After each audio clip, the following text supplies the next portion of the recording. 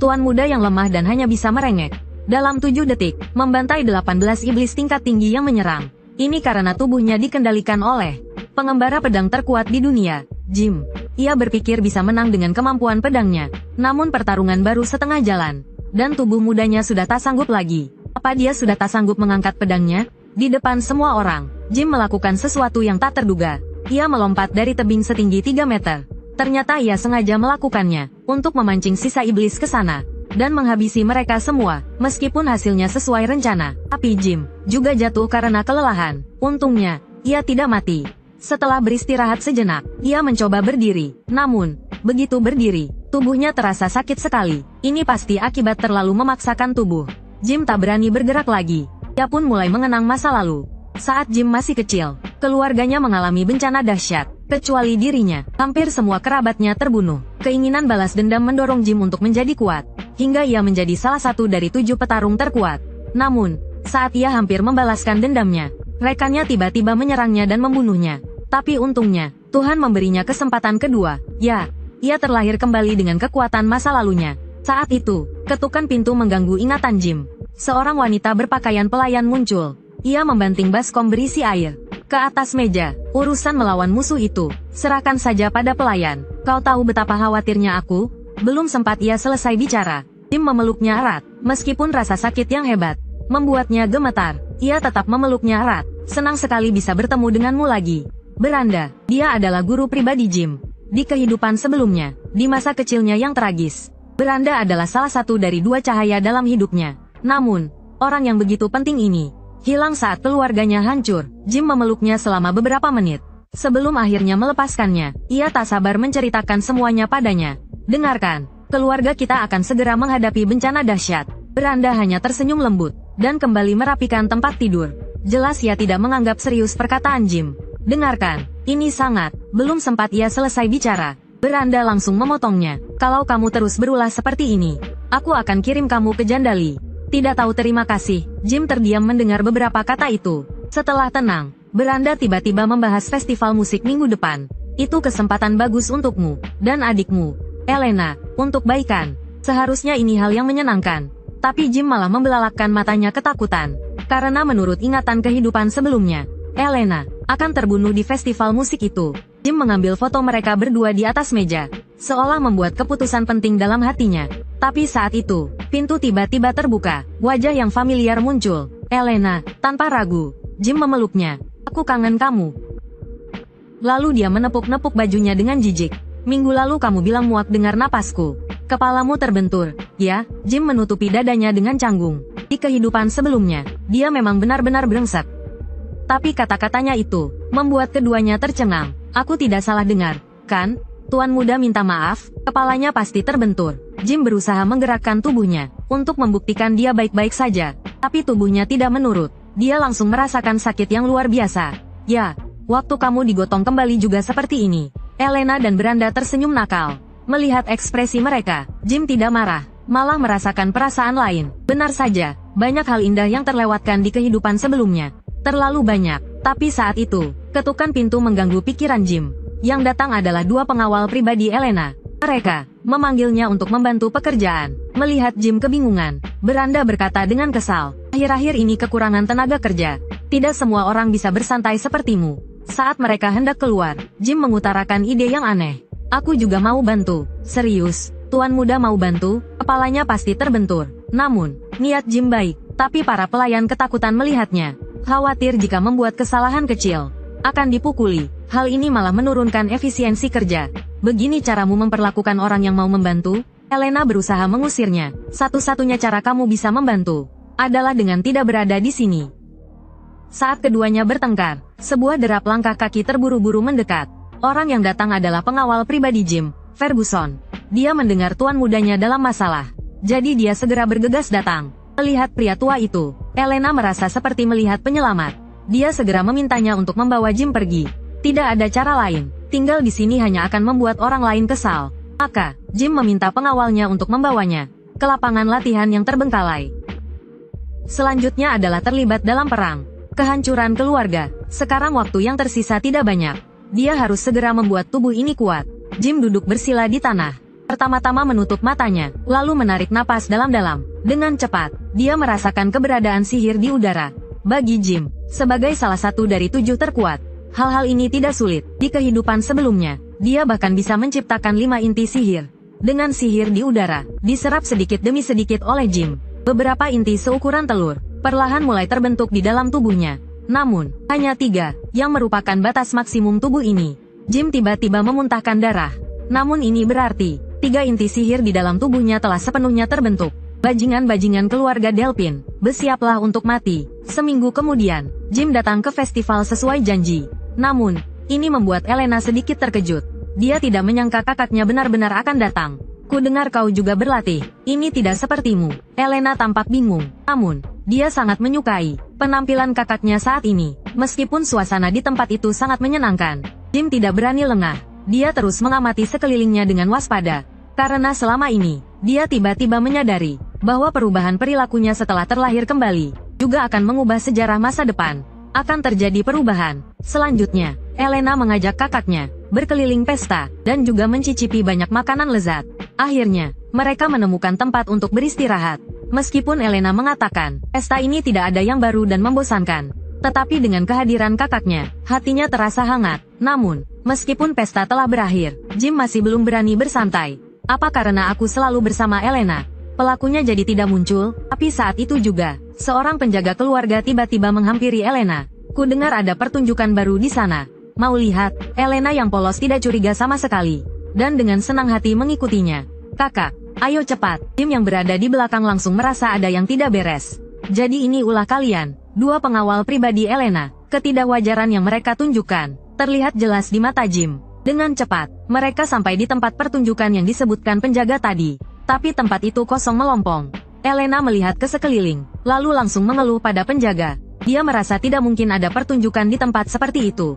Sementara Jim langsung menyadari ada yang tidak beres. Semua jalan keluar di sini, hampir semuanya sudah ditutup. Jadi tempat ini bukan seperti tempat pertunjukan, melainkan kandang yang dibuat khusus. Namun, Elena yang polos sepertinya belum menyadari ada yang tidak beres.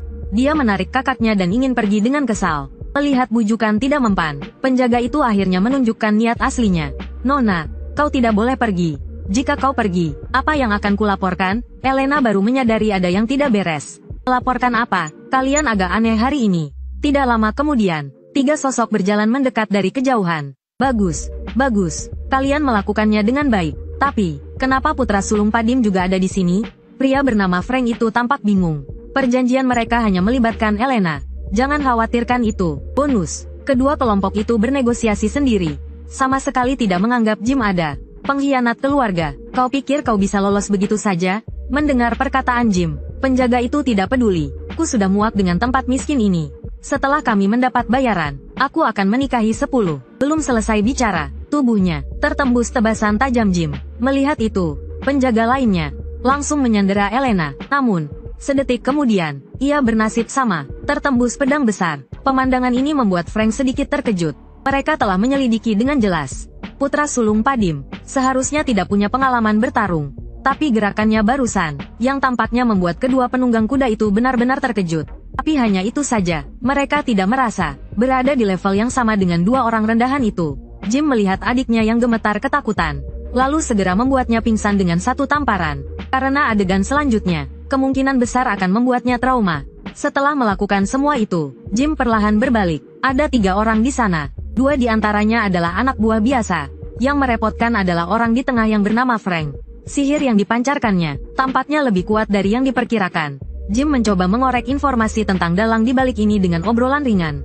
Tapi itu malah membuat lawannya tertawa. Orang yang sekarat masih banyak bicara. Detik berikutnya, kedua anak buah itu menyerbu dengan kecepatan tinggi. Namun, Jim sudah punya cara untuk menghadapinya.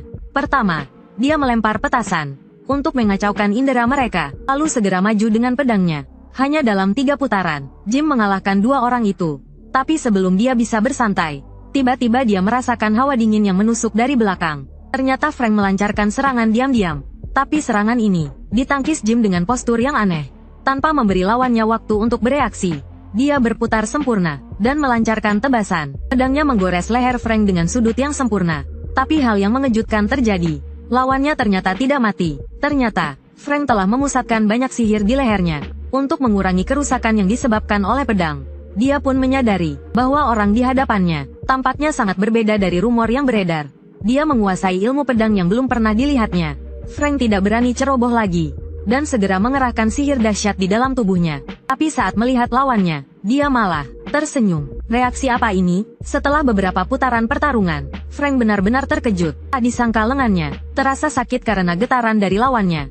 Bagaimana bisa kekuatannya meningkat begitu pesat? Dan bagaimana dengan ilmu pedang yang tajam ini? Berapa banyak rahasia yang disembunyikan orang ini? Frank memiliki banyak pertanyaan yang ingin diajukan. Tetapi pertarungan pun menjadi sepenuhnya tidak menguntungkannya. Bahkan pada akhirnya, pedangnya pun hancur. Sedangkan Jim, dia masih hanya menggunakan satu inti sihir. Setelah Frank kehilangan senjatanya, pertarungan pun resmi berakhir. Dia dikendalikan sepenuhnya oleh Jim. Frank mengira dia bisa melancarkan serangan diam-diam. Tapi ternyata tangannya terjerat oleh semacam sutra sihir milik Jim. Kemudian Jim menusukkan pedangnya ke tubuh Frank. Dan juga melukai inti sihirnya. Jika kau memberitahuku siapa yang menyuruhmu, aku akan melepaskanmu. Frank ketakutan. Dia bisa merasakan sihir di dalam tubuhnya menghilang dengan cepat. Orang ini tidak sedang menggertak. Aku benar-benar akan mati. Dia langsung berteriak dengan suara serak. Earl Desmond, dia butuh alasan untuk memicu perang antara keluarga Degat dan keluarga Padim. Jadi itu dia. Jim merasa lega. Meskipun Earl Desmond yang secara langsung memerintahkan ini, pasti Duke Delphin yang mendalanginya. Karena mereka sekutu. Duke Delphin, beraninya kau melakukan hal sekeji ini. Merencanakan konspirasi seperti ini. Setelah Frank mengatakan yang sebenarnya, Jim tidak menepati janjinya, melainkan menusukkan pedangnya lebih dalam ke tubuhnya. Saat itulah Frank menyadari bahwa orang di hadapannya ini tidak pernah berniat melepaskannya. Jadi dia langsung tertawa terbahak-bahak. Bahkan jika kau membunuhku, kau tidak bisa mengubah akhir yang sebenarnya. Aku telah menyelesaikan tugasku. Meskipun Elena tidak mati, putra Earl Degat telah kubunuh di sini. Saat mayatnya ditemukan, itulah saat perang di antara keluargamu dimulai. Padim pasti akan hancur. Saat Frank selesai bicara, Jim sepenuhnya menghancurkan inti sihirnya. Biasanya ini akan menyebabkan ledakan dahsyat.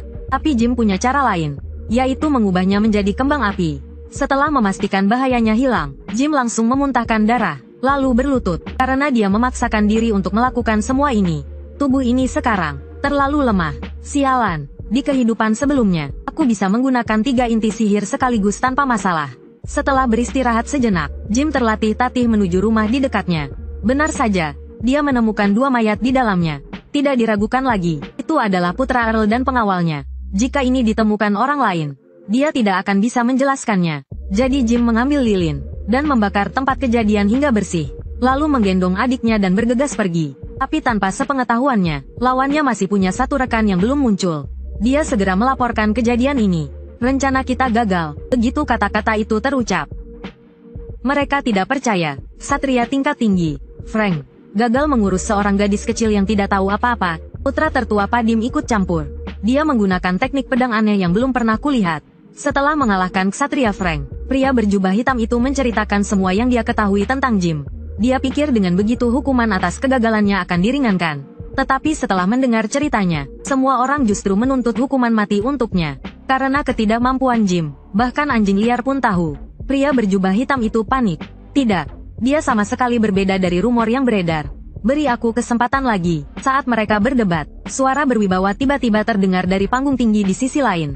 Kesempatan seperti apa yang kau inginkan? Aku akan mengurus Jim. Dalam hati pria berjubah hitam itu, sudah ada rencana yang sempurna. Kali ini, Jim Padim pasti mati. Di sisi lain, setelah Jim pulang ke rumah, dia terus berlatih di ruang latihan. Dia mencoba menggabungkan teknik pedang murni dengan sutra sihirnya untuk mempertahankan kekuatan bertarungnya sambil mengurangi penggunaan inti sihirnya. Karena benda itu menimbulkan kerusakan yang tak terkira pada tubuh mudanya saat ini. Setelah diberitahu oleh Ferguson tua, Jim pergi ke ruang makan. Sambil menunggu makanannya dihidangkan, dia melihat wajah adiknya yang cemberut. Aku bilang orang yang menyelamatkanku adalah kakak, katanya. Mereka tidak ada yang percaya. Jim pun merasa tidak berdaya. Sebelum dia terlahir kembali, citra ketidakmampuan tubuh ini sudah tertanam kuat. Tapi itu tidak masalah. Selama Elena masih hidup, itu sudah cukup. Jim menundukkan kepalanya. Dia tahu meskipun dia telah menghentikan perang untuk sementara, musuh masih akan kembali. Saat Jim berpikir, seorang pelayan datang mendorong kereta makan. Anehnya, dia hanya memberinya sepotong kecil kue. Apakah ini hidangan penutup sebelum makan? Kelihatannya enak. Belanda tersenyum pahit. Tidak, Ini makanan utama.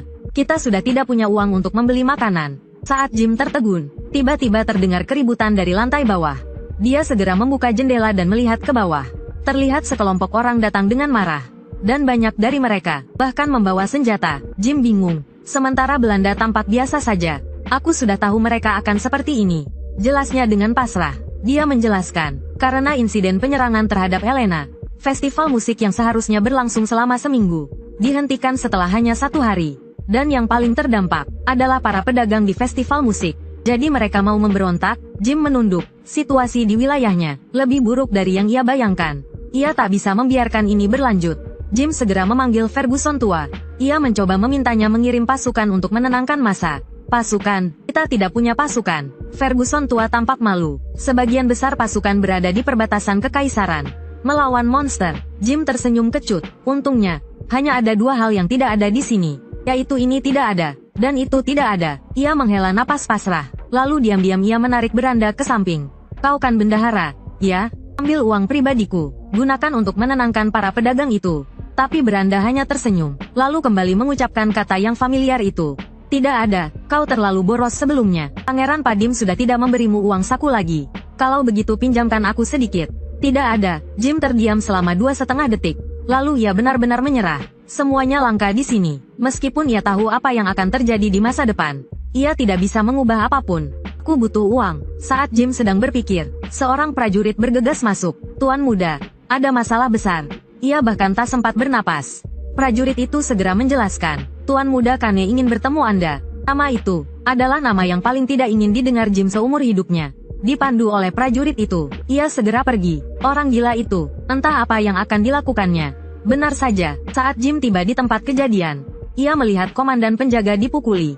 Bahkan dengan kehadiran pemilik wilayah, pria itu tetap tidak peduli. Ia terus memukuli komandan itu, lalu melemparnya ke hadapan Jim. Lama tak jumpa, sepupuku tersayang. Tuan muda penakut yang baru saja terlahir kembali. Terkejut mendapati, sepupunya yang pengganggu muncul kembali. Namun kali ini bukan untuk anggur dan wanita, melainkan untuk sesuatu yang lebih penting. Bunuh sepupumu, Jim. Jika kau bisa menyelesaikan tugas ini, Yang Mulia akan sepenuhnya mendukung keluargamu. Lago. Astaga. Dia kan sepupuku. Harus tambah bayaran. Kane menyeringai jahat, meskipun kedua keluarga mereka bersekutu. Kane percaya diri dan kuat. Ia sudah lama ingin menyingkirkan sepupunya yang penakut itu. Begitulah, Kane dengan tugas dari pria berjubah hitam, muncul di kedai. Dia mulai dengan sengaja membuat masalah di sini. Lalu dia mengarang alasan untuk menyerang komandan yang mencoba menghentikannya. Aku sudah bilang jangan berbohong. Tapi dia bersikeras, mengatakan kaulah yang mengalahkan monster itu. Dan aku membantumu memberi pelajaran pada pembohong itu. Apa aku salah melakukan itu?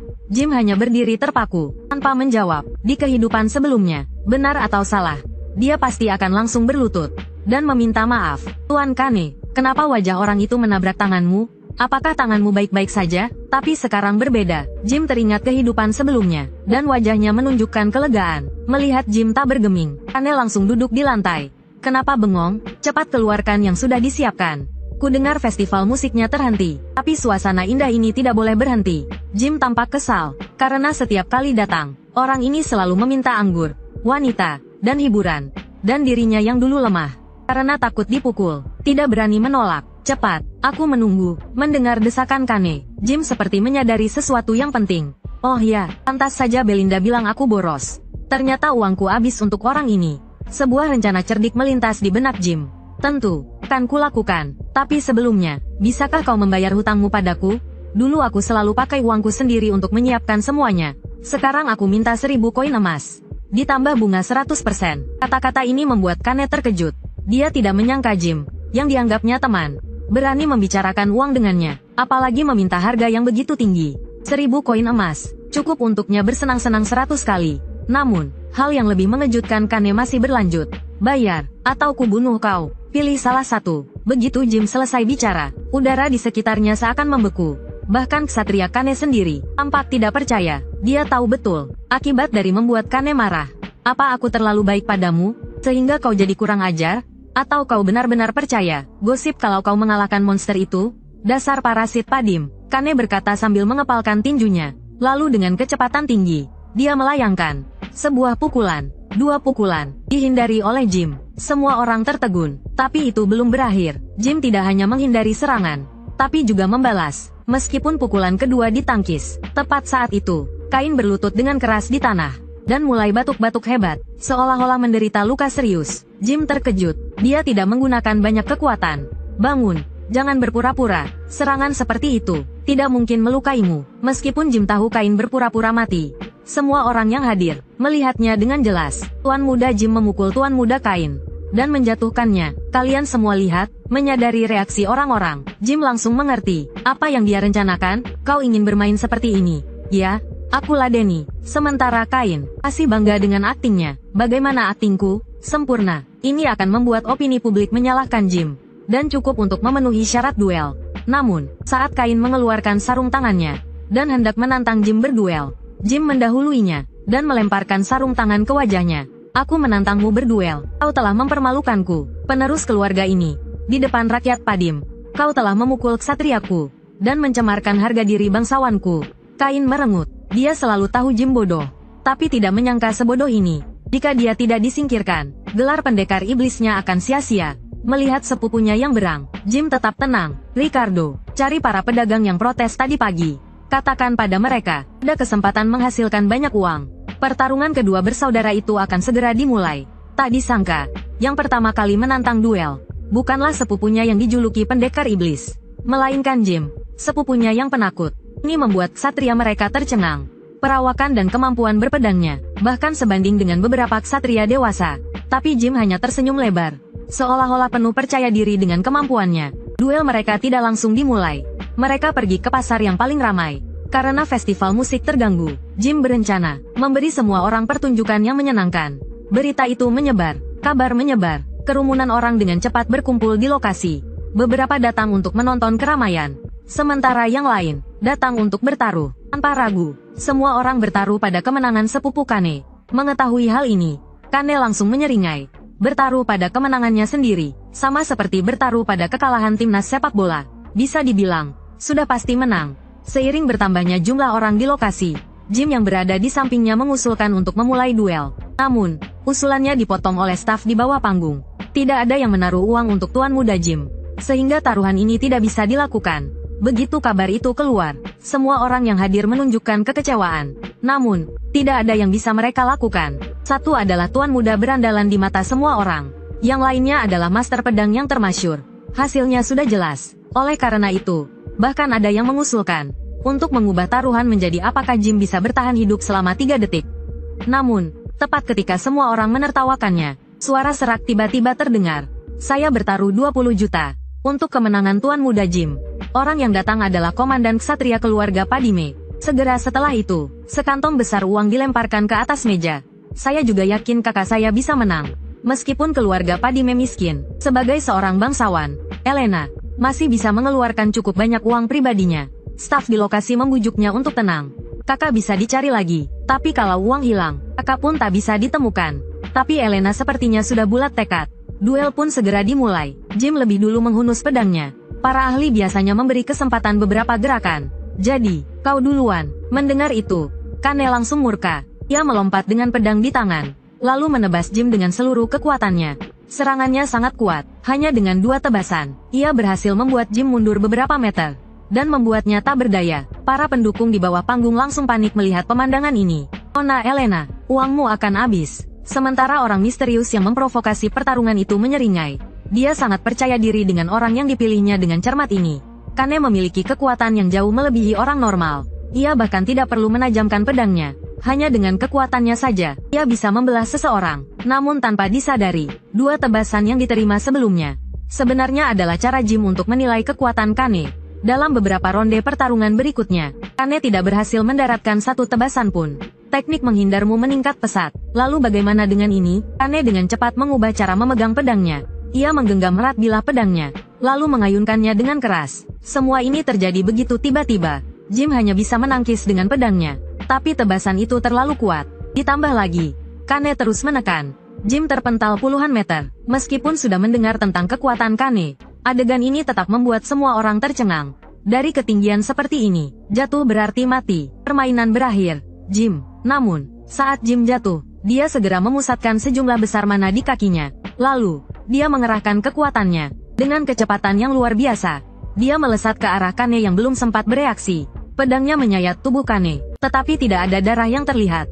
Orang ini, dia menggunakan mana untuk meningkatkan kemampuannya. Jim perlahan berdiri. Ilmu pedangmu payah. Kau pikir dengan menunjukkan kekuatan terbesarmu, lawanmu akan takut? Biar aku yang membuka wawasanmu. Kane yang dinasihati merasa amarahnya kembali memuncak. Dia mengangkat pedangnya, siap untuk menebas sepupunya. Tidak pantas kau menggurui aku. Saat pedang Kane jatuh, Jim melompat menghindar. Lalu, dengan memanfaatkan putaran tubuhnya, dia meninggalkan 3 luka di tubuh Kane. Kane marah dan menyerang lagi. Tapi kali ini, Jim tak hanya menghindar, tetapi juga menginjak pedang Kane. Tanpa ragu, Jim langsung mengayunkan pedangnya. Pedangnya menyayat leher Kane dengan cepat dan tepat. Tuh kan, aku bilang Kak Jim pasti menang. Elena berkata dengan bangga. Sementara penonton terlihat sangat terkejut. Tak lama kemudian, luka di tubuh Kane mulai mengeluarkan darah. Darah merah menyembur keluar. Tapi Kane segera menyadari bahwa lukanya tidak dalam, tidak cukup untuk membunuhnya. Apa dia sengaja melakukan ini? Dan, kenapa ilmu pedangnya tiba-tiba menjadi begitu kuat? Kane mendongak dan bertemu pandang dengan Jim. Di bawah tatapan Kane, Jim dengan tenang melemparkan pedangnya. Lalu, dia perlahan berbalik dan mengatakan sesuatu yang mengejutkan Kane. Selanjutnya, aku akan menaklukkanmu dengan kekuatanku. Saat duel hampir dimenangkan, anak laki-laki itu tiba-tiba dengan sengaja membuang senjatanya. Dia memilih untuk bertarung dengan tangan kosong, melawan monster yang ukuran dan kekuatannya jauh lebih besar darinya. Dia tidak gila, melainkan, dalam beberapa ronde pertarungan pedang tadi, dia telah sepenuhnya menilai kekuatan lawannya.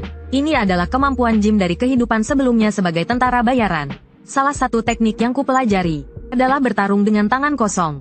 Bagaimana kalau kita bertaruh 2000 koin emas? Begitu kata-kata itu terucap, semua orang di bawah panggung tercengang. Apa Tuan Muda Jim sudah gila? Bertarung dengan tangan kosong, kekuatan fisiknya jelas berbeda level dengan lawannya. Sementara itu, orang misterius yang memprovokasi duel ini, ekspresinya langsung berubah dari putus asa menjadi gembira. Dia tidak menyangka Jim akan sebodoh itu. Padahal dia hampir memenangkan duel, tapi tiba-tiba mengajukan syarat yang sangat merugikan dirinya sendiri. Menantang kekuatan fisik Tuan Muda Kane, itu sama saja dengan menantang maut. Badut, tangan kosong, wajah Kane langsung muram. Menarik, dia melepas mantelnya yang beratnya 40 kg. Dan melepaskan seluruh kekuatannya. Dia bertekad untuk memberi pelajaran kepada orang yang sombong ini. Namun, menghadapi raksasa yang mengancam, Jim tetap tenang, karena yang dia tantang bukanlah kekuatan fisik, melainkan teknik pertarungan jarak dekat. Ketika pedang Kane hampir mengenainya, barulah dia dengan tenang menghindar. Lalu, dia meninju otot paha lawannya, membuatnya kehilangan kemampuan bergerak. Melumpuhkan lawan selalu menjadi tujuan utama dalam pertarungan jarak dekat. Setelah Kane tidak bisa bergerak, dia benar-benar menjadi samsak Jim. Dia tidak berdaya melawan. Bagaimana mungkin? Bajingan ini, bagaimana dia bisa menguasai gerakan bertarung seperti itu?